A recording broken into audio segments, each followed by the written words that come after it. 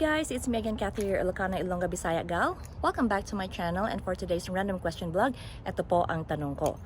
Ano po yung in-advise sa inyo ng isang tao na until now is naaalala nyo pa or ina-apply ninyo sa sarili ninyo or sa buhay ninyo? So, yun po. Ako, i-share ko sa inyo ang word of advice na until now is I'm still trying to live by it, is yung pong sinabi ng boss ko na don't be a rug. So, sinasabi niya po yun, kumbaga, huwag kang maging basahan ng ibang tao na aapak-apakan lang at aabusuhin. Yun yung ibig niyang sabihin.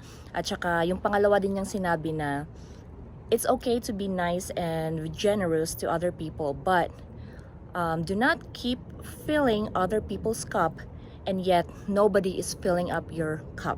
So, ibig sabihin niya po doon is, wag kang, okay lang na mabait ka, mapagbigay, mapagkawang gawa, pero wag mo masyadong punuin, kumbaga yung baso nila.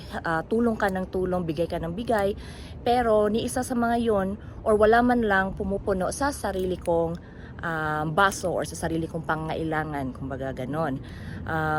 Pero parang nahihirapan din akong i-apply yun sa buhay ko kasi yung siguro yung pagiging matulungin ko, yung pagtulong ko, pagkawang gawa ko sa ibang tao, hindi naman po yun parang switch lang na on off ko lang kung kailan ko lang feel na tumulong, yung parang ganon. So nasa akin na po talaga, nature ko na po yung talagang mahabagin at saka tumulong sa ibang tao, although minsan syempre napapahamak ako, nasasaktan ako, naluloko ako, yung parang ganon. Pero parang para sa akin parte na rin kasi yun na bigay ka ng bigay kasi wala naman din akong ine-expect ng anything in return.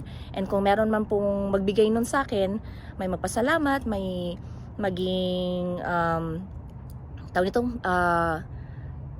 appreciative of my help, is yun na po yung reward para sa akin, di po ba?